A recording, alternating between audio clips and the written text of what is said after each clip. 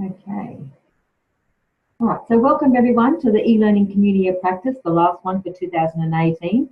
And today we're going to be talking about a few different topics. So please jump in where you have the skill and the knowledge that you can share. That would be fantastic.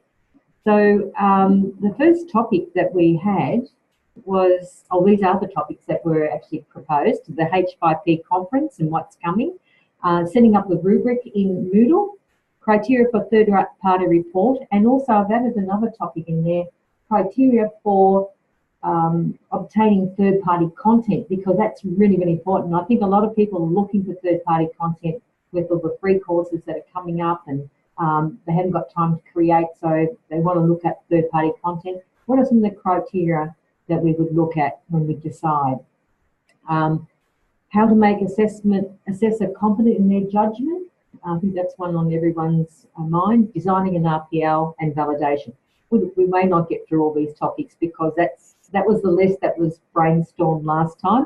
So I'm going to start off with the H5P conference because that was only last week. How many people in the room actually attended the conference? If you can maybe just jot in the chat where you attended the conference. It was in Melbourne and it was fantastic. It was the first time they've had one in Melbourne. It actually is the second international conference. They had one in Norway last year, and we were the second. Australia was the second international conference. But I just wanted to share some of the great stuff that's happening in 5HP. They've released 3 new contents. One is a book. You know how we have a book in Moodle? Now you'll have a book in H5P where you can actually add the content inside the book, which is fantastic. The other thing they've brought out is the scenario. So you can have videos and branching off, and it looks brilliant. So much easier to use, or easier on the eye even for the learner, because you can add so many different types of content. It's probably better than the lesson in Moodle. And it looks quite easy, and the beauty of it is that you can copy and paste things that you've already created and put them in the different branches, which is so good. And that's one of the things I'm going to show you this morning is the new copy and paste in H5P. Anyone here using 5HP? Everyone using it? You could put in the chat if you're using H5P. Andrea, yes? Oh, you know, okay. I mean, most days, yeah. Richard, no. And maybe it's because you haven't been exposed to it before, but I really recommend you go and have a look, because it is a fantastic way to create interactive content, and it's so easy to use. And you can embed it into your Moodle, into WordPress, and what's the other? Another learning management platform you can put it into, or you can use it as a link to the actual H5P site.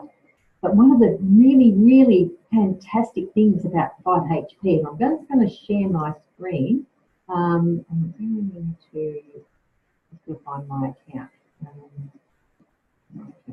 All right, I'm going to drag this across. And so I can show. This is in my H5P account, which is up in the cloud. We actually have a plugin into our Moodle for H5P, which is fantastic because it sits inside the Moodle. But our plugin hasn't been updated to the latest one, so I can't show you this feature unless I'm in the cloud one. So that's why I'm doing it in here.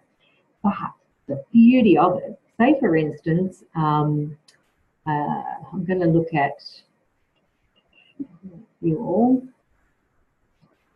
I've got some H5P that I've created previously. For instance, I've got an interactive video here with some little questions along the way of the video. And I might, because I've developed this before, I might want to use it again. And so I can, which is fantastic. So if I go into edit, you now can, this is just love it, love it, love it. See here, copy. I can copy it and I can paste or replace. So I can copy this. So I've copied the content. Now I'll go back into my account and I'll find. We can't see your shared screen. Oh, can't you? No, Christine, we're seeing you. Oh, okay. Let's stop sharing. Okay. Why is that not happening? I'm going to stop start again, if that's okay. Yep. Stop, and I'll share again. Share my screen. Thanks for letting me know. And I want to just no problems. Now, can you see that now? Yep. Beautiful. Okay, so I'll just go back to what I did. So this is my account in H5P. Normally I would use the Moodle and the plugin and just add it as an activity. I have got a lot of examples in here. And say, for instance, I want to, something that I created maybe a few months ago, and I think, oh, I could use that again, or I might want to put it into a scenario and just add that item. So here is one I've done previously, and it's the interactive video. And I've got little questions along the way. And so, you know, question one, you know, what most people like to do. So that's you can video. But what I want to show you is that if I click on edit,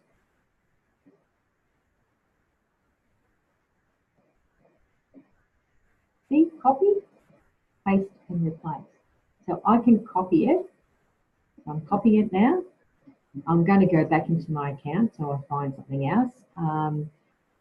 This is a presentation. I started this morning. I've just put an image in. Okay, so I want to add a new slide, and that's the video there. I'm going to show you how easy it is to embed it in. So what I need to do is go into my edit.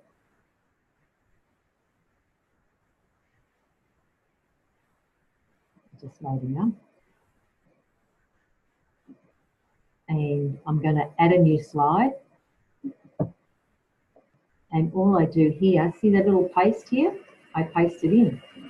How easy is that? And how wonderful that is that you don't have to recreate the activity again. You can actually use what you've created already. You might be developing content for a particular qualification and you've created something in 5HP in a different unit that you want to bring into this unit. You can copy and paste it. I just think it's wonderful. So then you just save it, and then it's that was a presentation, that one, where you've got different slides. H5P has lots of different types of content that you can use. One in particular that I like is the column, but with all this new content that's coming, I would definitely go for the book. So this one here's got some text, it's got a video, it's got some more text, it's got hotspots, so I can click on these and actually see a video. So they're really great for learning. Memory game, so I can click on different pictures or images. I can't remember what they were now. There's Germany. And then you can have information coming up to help the learning. So for instance, this one showing the population and what the capital city is. You can have drag and drop. So all these are different types of activities that you can do in H5P. Now, if I go into my edit, anything that I've got in this column display, I'll be able to copy and paste. See, I can copy and paste any of these. Isn't it wonderful? Who agrees with me? Just see who's in the chat. Or you can put your audio on if you Glenn agrees, and I can see it. Oh, good. Okay. Isn't it wonderful? Yeah, so I'm very excited about that. That was just icing on the cake for me, because, you know, when you are developing, it's great if you can reuse what you've developed and put it into something else. Okay, just going back now, I'm just going to minimize that and come back to here. Setting up a rubric in Moodle. I'm going to get Aileen from GoTape to share her screen, and just go through some of the things you do to create a rubric in Moodle. How many other people are using Moodle? Is everyone in the room using Moodle? If not, there'll be something similar that you could do. Yes, Richard is. Good. So we use Loco, okay. Yes, Moodle. And most people are using Moodle. So we'll demonstrate this one. This one is specific to Moodle. So I'll pass it over to Amy. I'm going to stop sharing so she can share. 2 seconds. There we go. Okay, Amy, over to you. Cool.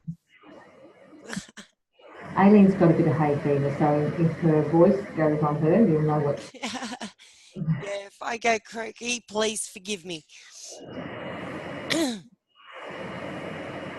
Can you see it? No, not yet. No. Here it comes.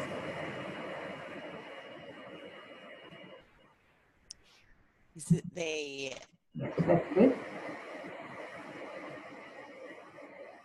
Sorry, I'm just making sure I've got the chat. No. I can watch the chat for you. Thank you. Yeah. Okay, so in Moodle, one of the issues with rubrics has been that we couldn't get a correct result, but Moodle now has a minus area, so you can actually create your rubrics, and if you need to minus, like we do, to bring it back to a NC, you put a column in, a row called, final outcome or NC, and put minus 20 for this one, because there's 5 activities. Okay, so 5 times 4 is 20. Yeah.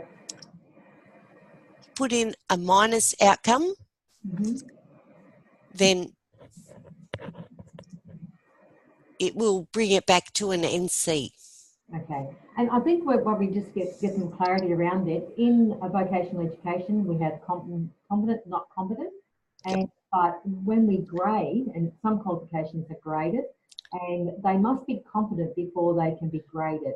So if we're using a rubric, which is set up using the advanced grading feature, and only you might quickly show us that instead, we always had the issue that if you click on any of those, it would add up and they would still get a grade as if they're passed.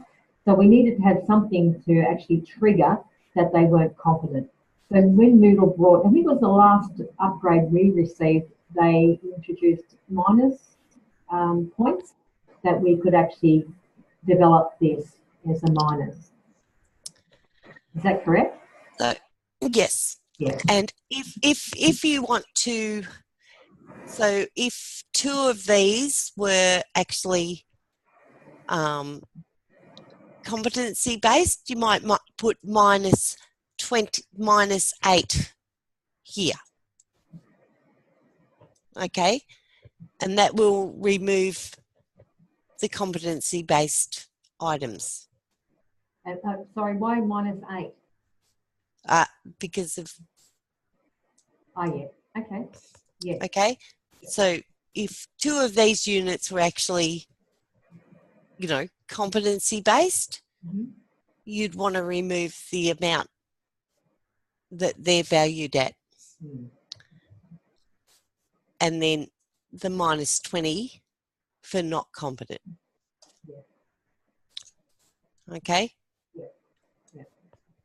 And I think, is this one actually, if you scroll up, Aileen, so we can just see what you're... This one is actually a graded item.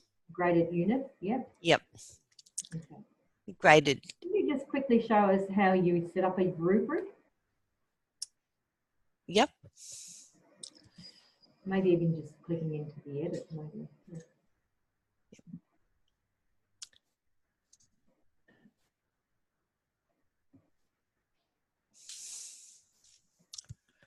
Actually, no, I'll go out of this one.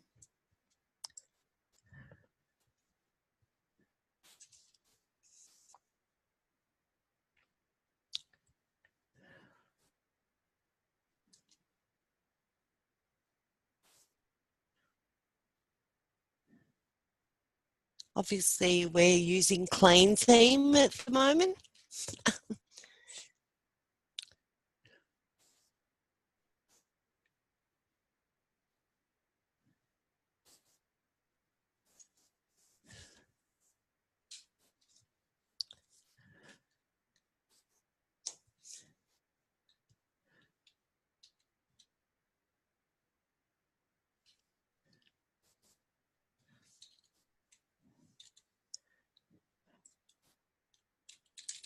Sorry, Christine.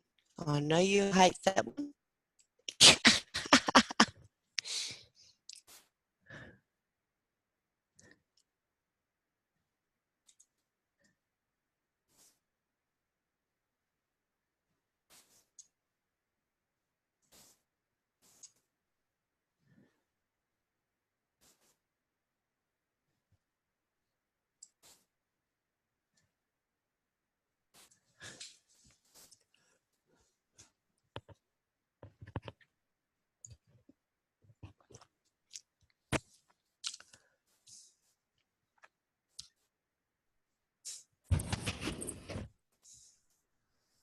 A little bit delay in the fading. Sorry. Yep. It's not your fault. No. There we go. I lost your voice and everyone else. It's okay. We're on mute. That's why. Okay. So we start define a new grading. Yeah.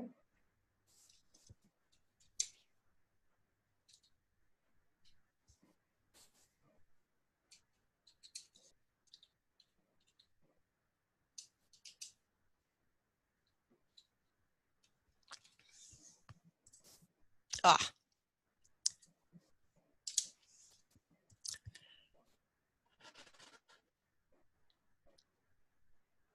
One of the important things is make sure this one is selected.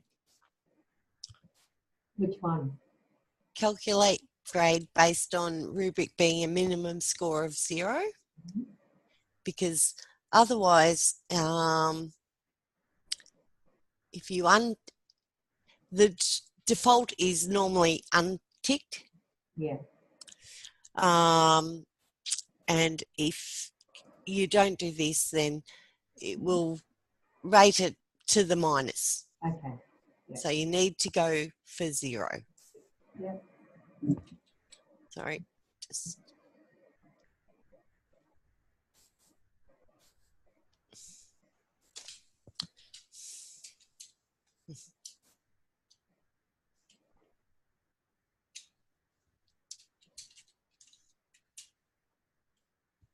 Yeah. That's good. yeah. And maybe just do 2, Amy. Yep. Yeah. 1, 2, 3, and add criterion. Final. Yeah. Whatever. Yeah.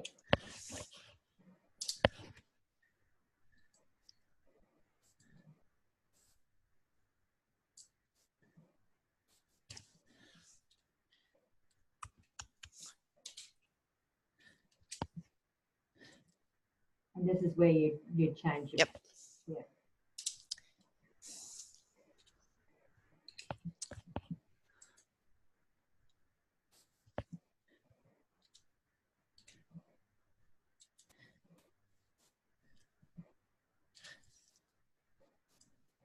Ah, sorry.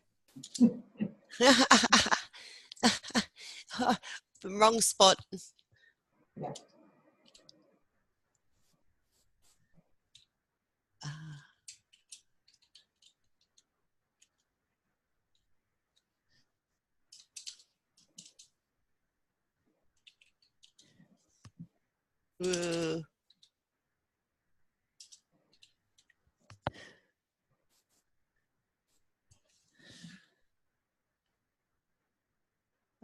Graded. Use that one. Okay.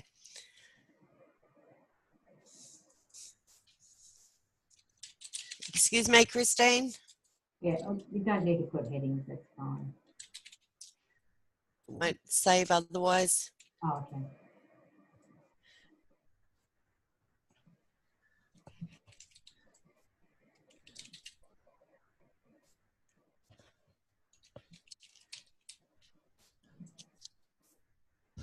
Okay. So the reason I've done is -4 takes it back to NC. Yep. -2 means it takes it back to the graded. So if this was a final assessment and this was a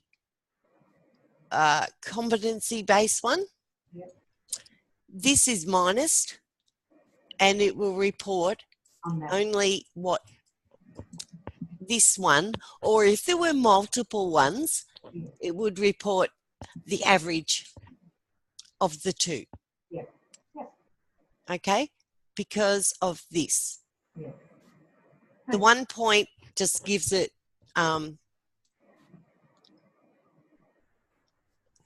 you know, 100%. That is passed. Yep. Yeah. Good. Thank you so much for sharing, because that's been one of the big dilemmas with competency-based and doing grading, is that the rubric in the Moodle wouldn't behave the way it should. But now we've got ways that we can do it now that the minus figure has been included into the Moodle. So that's and that was the final result. Like, yeah. If sorry, I'll go back.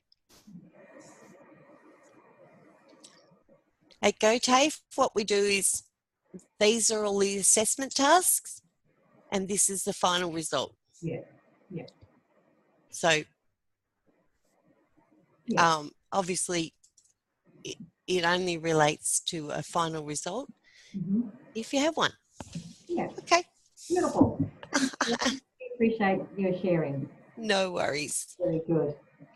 Okay, I'll stop sharing. Stop sharing, and then I'll start sharing again. Yeah, all your. I don't know if that was any help to anyone, but I know that it's been an issue at GoTafe for a little while, not being able to get the rubric to exactly what we wanted.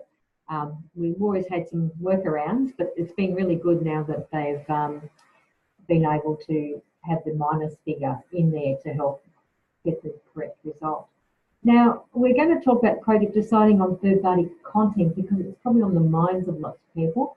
So Glenn is going to share with us today. So Glenn, would you like to share your screen? I'll stop sharing.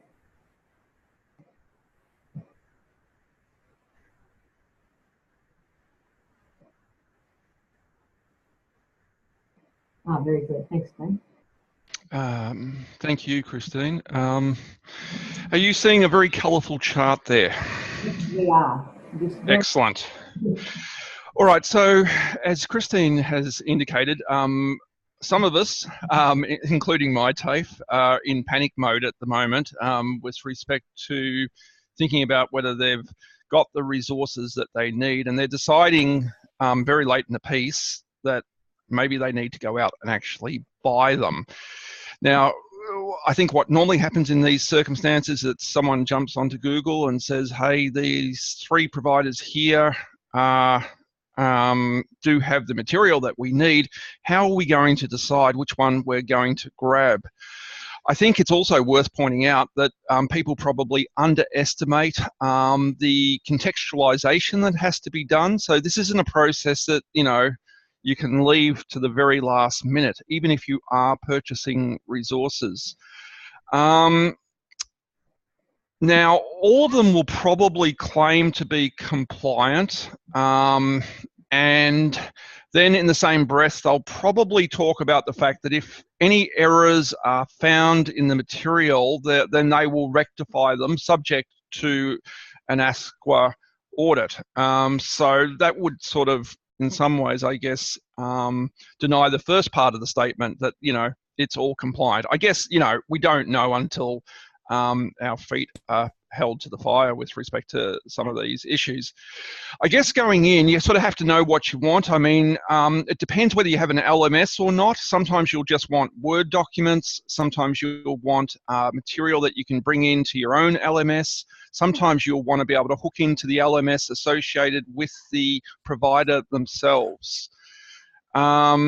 My suggestion, if you're evaluating content, and this won't come as any surprise, is first of all go to training.gov.au and have a look at the unit that you're actually looking at. It's all very well to, of course, jump in there and say, yeah, this looks good, this looks good.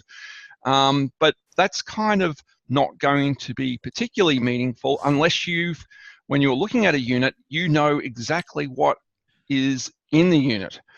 Having looked at the training.gov, you'll probably then go to the mapping and see how well both the assessments and the contents are mapped.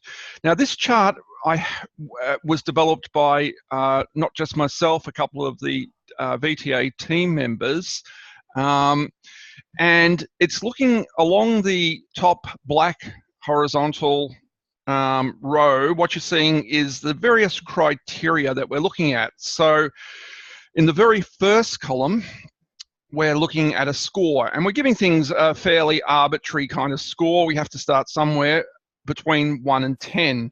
We're then talking about the delivery mode. Now, this may not work for you because what we're interested in this particular project is blended material. And so we can certainly take Word documents and bring them into an online environment, but I guess you'd have to know going in what your delivery mode actually is and what it is that you want. So when you look down this column here, this is an attempt, and you know, it's a little bit arbitrary, but it gives us an indication of, you know, what we're dealing with. And so if they have nothing online, then we score it a 1. I guess we probably should score it a 0, all the way down to 10 when we say that, you know, the online presence is really kind of spectacular. All the compliance documents, all the acknowledgements are there. There's really good e-books and lessons and or SCORM packages. There's a huge range of Moodle activities for us, but you know, it could be obviously something if you're using a different system. There's lots of videos. Videos is king in this kind of world, particularly tailor-made videos rather than YouTube videos can be terrific, but they have to be well curated. They have to be very well chosen. So that gives you a little bit of an idea. Delivery mode being one of the category, an assessor guide. What we're really talking about there is instructions and really good sort of answers and good mapping as you look down the list. We'll just keep moving across just to give you an idea. Obviously, we look at it from an assessment point of view. Are there any assessments? I think if there weren't any assessments, I mean, some organisations are putting stuff out as content, and that's fine. If that's what you're particularly after. But this particular scale here tries to give us a bit of an idea with respect to what good assessments might look like in this particular context. And let's continue to move across the page. So content, let's consider content for a moment. We've divided it into 2 separate categories, into class delivery. So what we're talking about is that there's no content for class delivery at the top. Let's run down to the bottom. We've got excellent PowerPoints. It covers all the material, all the images are copyrighted. There's detailed speaker notes. That's what good in-class delivery might look like in this particular context.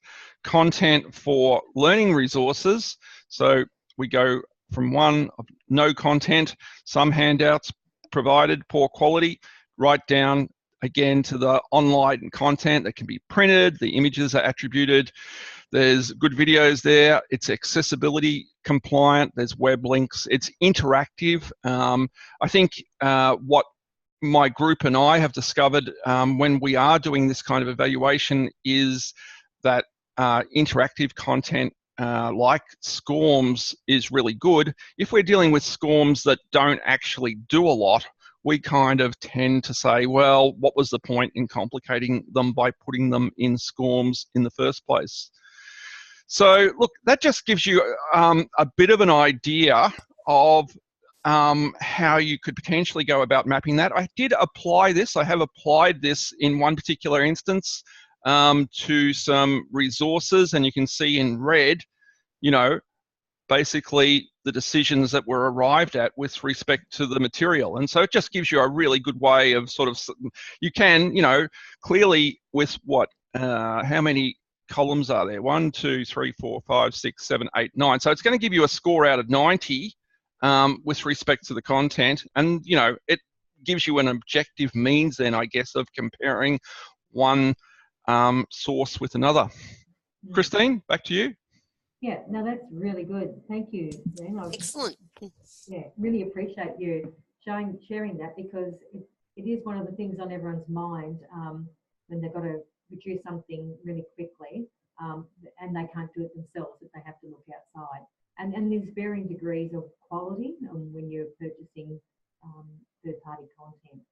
I mean, yeah, you might have your own assessments, and so you look at the content and therefore you make that comparison. So thank you for sharing that. I really appreciate that. And I think everyone in the group did too. So thank you. Yep. Yeah. Yes. Yeah. That's what I said. Sorry. How to make assessor confident in their judgment. What does everyone do in regards to this question? How do you make your, as an assessor, how do you make yourself confident that you are making the right judgment? What are some of the tools that you could use? Does anyone want to, yeah, Andrea, would you like to add to this one? Well, I guess it's a matter of having good model answers and marking guides. So, and to develop the good model answers and marking guides, it's good to have a group of teachers or subject matter experts together to develop them.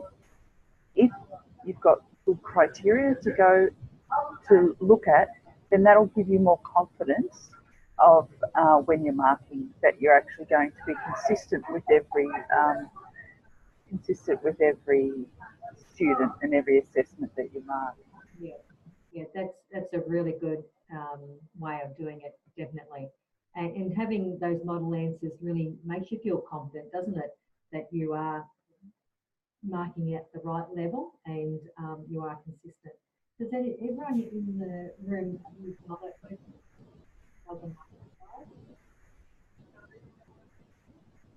Just dropped out a little bit, Christine. Oh, sorry. Has anyone else got any other suggestions of what to use? I think you nailed it, Andrea. You want to do the assessment with the learner prior to completing the assessment? Definitely. That's right. They need to have an opportunity to practice the assessment.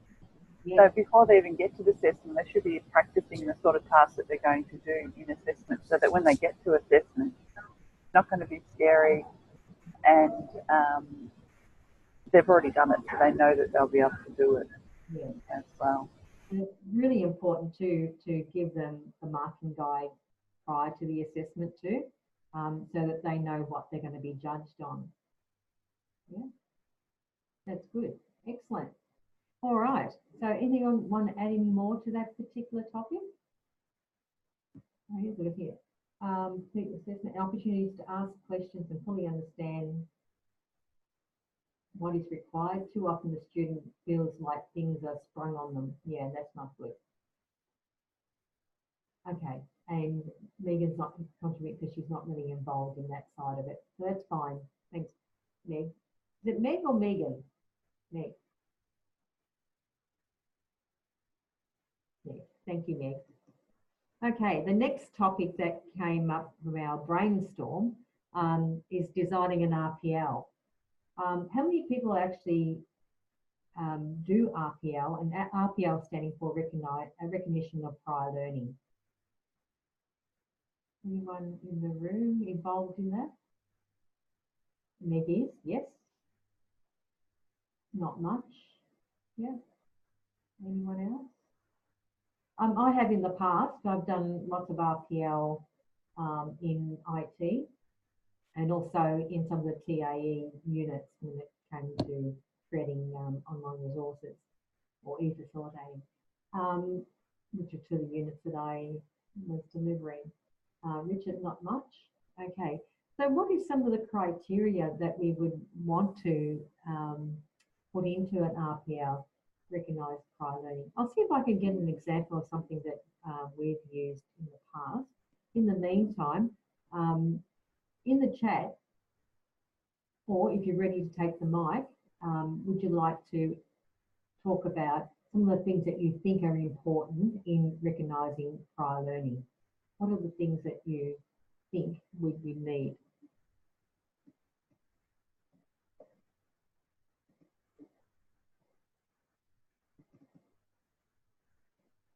Any suggestions? No? Okay. I'm going to share one that, see if I can find one that will show you.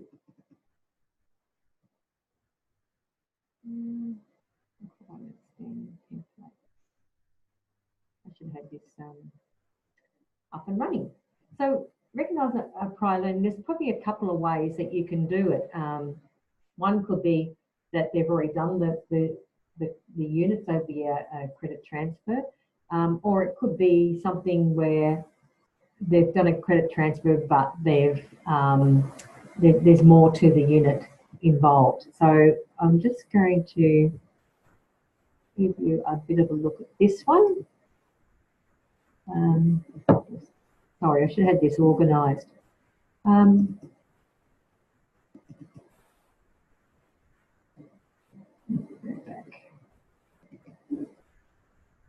Okay.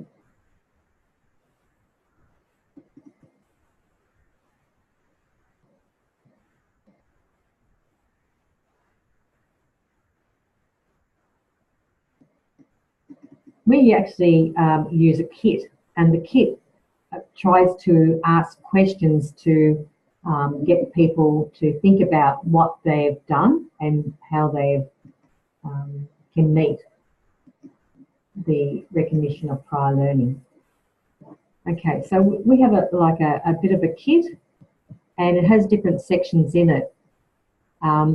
So we first of all do an interview with the person to actually find out whether they have the skills that are needed to do an RPL. Now, just see someone's got something in the chat, so I'll just make sure that I'm not ignoring anyone. If I can get it to come up. Okay. Okay, Glenn's written in the chat, if anyone can see that. Recognition of prior learning is an assessment process that involves assessment of an individual's relevant prior learning, including formal, informal and non-formal learning to determine the credit outcomes of an individual application for credit. Okay, so I think you've got that from the AQF. That's great. Thank you, Glenn. That's really good. So because there's different ways that you can demonstrate recognition of prior learning. It could be something that you've worked in the industry and you've been doing a particular job for so long. And so we tend to put this kit together to ask those sort of questions. So what is the candidate reason for applying? So we want to know why they want to do it. What qualifications, certificates do they have? So they might have something already. Maybe they've done the qualification previously and been working in the industry, and now they want to upgrade to a new qualification. The candidate's employment history, both formal and informal, and what the candidate's skill development activities, both formal and informal. Now, can you see my screen? I just want to make sure that you can see it.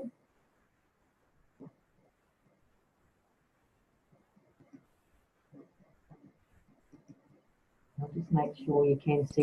Yep. You can see my screen?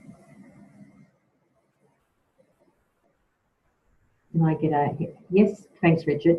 Yeah, so there's some of the questions. So you interview the person first to find out, you know, what have they done in the past, and is the candidate likely to be successful? And I think that's, you don't want to set people up for failure. So once you've sort of, you know, fleshed out that information, then you can make a decision on whether you're going to go and do the RPL. So you'll have the units and the core, and then it's a matter of finding the evidence, the different types of evidence type that you would use. So this particular one, I've done it on make a presentation. And so a brief resume or work history, questionings and interviewing, certificates and awards, so industry awards, membership to a relevant professional association like Toastmasters or something like that. So depending on what the unit is that you're RPLing, marketing documentation that has your details in as a presenter. So maybe you're presenting at conferences and things like that. And so that's good evidence that you can present. Third-party reports, verifications, hobbies, interests, special skills outside work. So maybe you're working in one particular industry, but the skill that you want to get recognition of prior learning is something that you do outside of your normal work time. Practical demonstrations or videos, so that's really good. So always you can combine those in your RPL assessment. Portfolio, so a portfolio of different things. And most of our RPL students come through corporate clients, so we need to customise a template. And that makes sense to me. What industry, like what is your main topic? You know, you've got corporate clients. Is it business or is it what area are you RPLing in? Project management and procurement and contracting. Yeah, that makes sense. And then you would have the evidence. They could show you lots of things to show the recognition of prior learning, you know, looking at the budgets and managing the risk and all their planning. Yeah, so this is just a bit of an overview of one of the ones that we use. And if you've got to customise it for your particular clients, or call them something different. Yeah, that's right. So you've got to, yeah, that's what you try to do when you're doing an RPL is flesh out what you really want, because they do use different terminology. And so it's really important that you can explain what you're wanting. Yeah, that's good. Has anyone got anything else they would like to add? Okay, you haven't taken the RPL into Moodle as yet. No, that makes sense, yeah. Yeah. And so do you, Meg, do you use a paper-based way of collecting the data, or are you using like an e-portfolio where they can upload documents, whether it into Moodle or into some other form of e-portfolio? We use Mahara here. Okay, e-portfolio and known template. Yeah, okay. What is anyone else using e-portfolios for collecting evidence? Because there's a few different ones that you can use. We use Mahara, but there's PetalPal, and some people actually use WordPress as a way of doing an e-portfolio. And I've even heard of people using Moodle, having access to their own Moodle to do a e-portfolio. So there's different ways that you can gather that content to demonstrate that you are competent.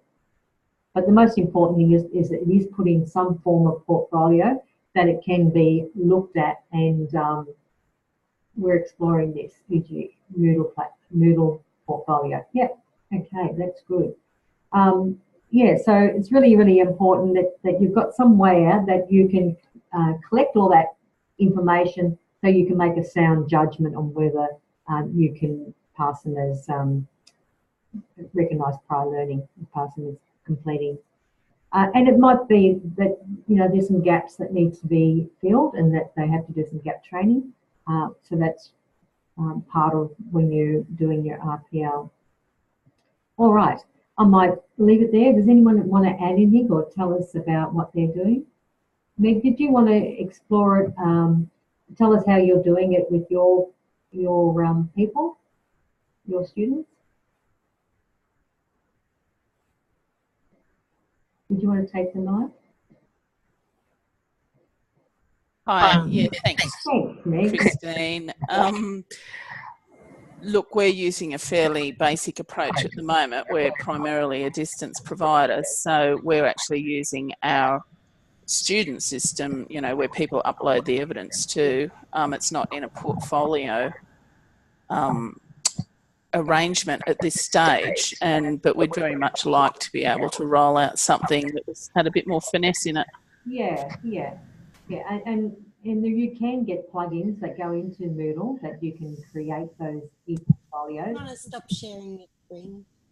Stop sharing? Yep. I'm going to put this back on. So the template that you've got there, we're certainly, you know, as most people do, have something relatively similar with, but where we have to customise it is actually acknowledge with the client the name and the precise document that we're looking for, and often it has a, you know, a trim name or something like that, you know, an actual code attached to it. And we, because a lot of this is done through corporate clients, we attempt to actually nominate, you know, actually name the document for them in their in the template before we send it out. So we find that that's sort of a bit of a barrier at the moment because of the, you know, we need to create separate templates. I imagine we would need to create a separate Moodle instance for each template for each, you know, different client. Not to say that that's not possible, it's just sort of workload, I suppose. It's easier just to create a soft copy version and email it out to them. Yeah, and yeah, that makes sense. Early next year, we're going to get Tanya Johnson from the University of South Australia. Is going to share with us some of the work that they're doing in portfolios. So that'll be really good. So you can see some of the examples of how they're using it. I think they're using, I'm not sure, I think they might be using PedalPad. I'm not sure, but they're even PedalPad. We're using Mahara, and I'm quite happy to show you Mahara next year when we do the portfolio section, so we can make the comparison of the two. Both are really good, and I believe some people are using WordPress, which is a web-based. Yeah, I know WordPress. We use that for publishing promotional content, actually. And so some people use that as a way of collecting evidence and putting access to things in their WordPress. So that's another one. I'll keep an eye out. Anyway, thank you. I'll invite somebody from our design team into that discussion. It's not really my, I run out of knowledge fairly quickly when it comes to design stuff. Understand. But if you've got some sort of template in, because you can create the template in Mahara or even in PedalPad, those e-portfolio systems, that it's really easy for the students to then know where to put everything, and you know, you can add journals where they can, you know, discuss things and give more information that you need. Okay, so well, RPL, very important process for people that have got experience and just want to get the qualifications to help them with their careers. And Meg, it sounds like you're doing a lot of that in your workplace, so that's really, really good. Validation was another topic that was thrown out in the open on the last time. So it's interesting. How many people have validation sessions that are in the room, are involved in validation?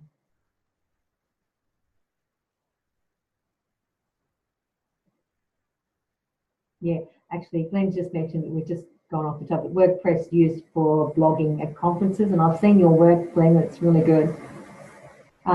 Yes, we have them here for all courses. Validation, Andrew?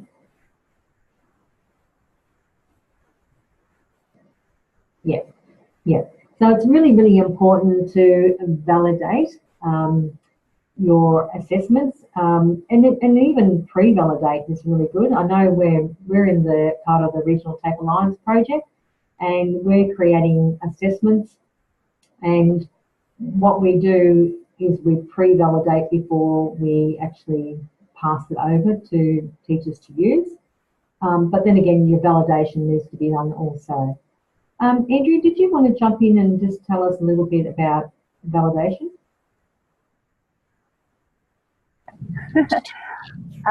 So validation should be, it's not a separate thing, it's not a compliance thing. It's something that you do to improve, to improve your course, to have a great course, great delivery, and make sure the assessment is doing what it should be doing and assessing what it should be assessing. It should be just part of the planning process of the course or unit. It takes a little bit of work because you need to get other people involved, other subject matter experts or industry involved, but it is a really valuable part. You need to listen to the students and the feedback you get from them. You need to listen to the teachers and what they're saying when they're delivering the course, and then get some industry people involved to make sure that you're current and relevant in what you're doing. And then you'll be confident when you go in to teach that unit again that it's going to be better than it was last time. Yeah. That's what validation is all about. Yeah, it's really just continuous improvement, isn't it? And making sure that you are delivering at the quality that you want to deliver at. Yeah. Yeah. So, in the room, those who are doing validation, how often do you do your validation? I think there was, I think part of ACT where you've got to validate at least 50% of your course in 1 year. Sorry, Christine, you're dropping out. Is it part of ASQA that you must validate at least 50% of your course in 1 year and then the other 50 in the following year? Heard that one? It's not that high. Maybe it's just something we've decided that our it's 50% of all that you've got on scope. Yeah. Yeah, so that's not 50% of a course. It's 50% of all the courses you've got on scope. Yeah. Yeah. Over 3 years and over 5 years. I know that we've put ours up much higher than that at that rate, so that we can be confident that our courses are validated and we are delivering up to standards. And it's all high-risk units must be validated. Yeah, yeah. And then it's a certain percentage of other units within your course after that, but all high-risk ones that you've nominated in your training and assessment strategy as high risk, they all should be validated. Yeah. Would you do them annually, Andrea, or would that be something you do every couple of years? That's up to your institute. It'll vary a lot. There's no hard and fast rule. Megan's just put up 50% over 3 years and 100% over 5 years. And that's not the units within a course, that's your whole scope. Yeah, that's the whole of the institute. Yeah. Exactly. So all fun and games. How many people in the room have been involved in validation? Yeah. Yeah. Lots.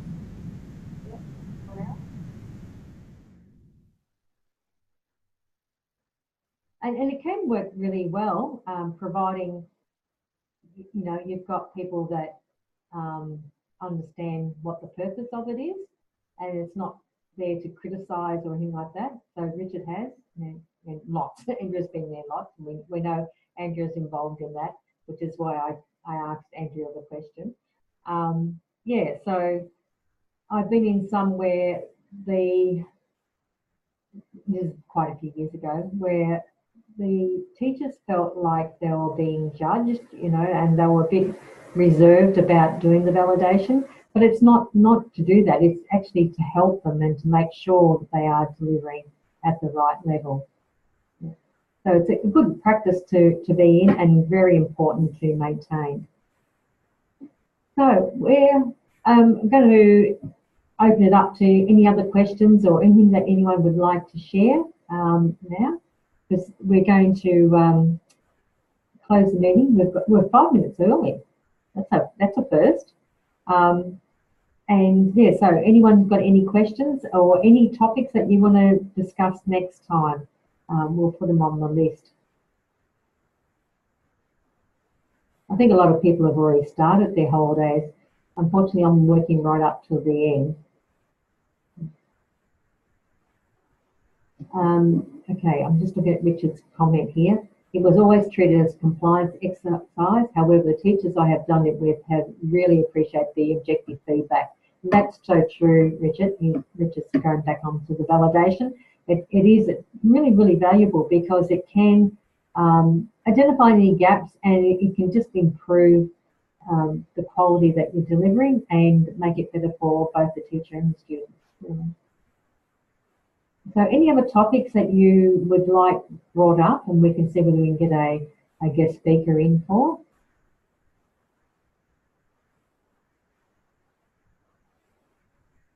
Yeah, so the big mistake, Andrew's saying, big mistake by RTOs, it is great teaching tool, planning tool, and should be sold like this rather than being compliance, I suppose that's what Andrew was trying to say there. Because it's a teaching tool and planning tool. Yeah, validating, just making sure that it's going to do its job that we have to do.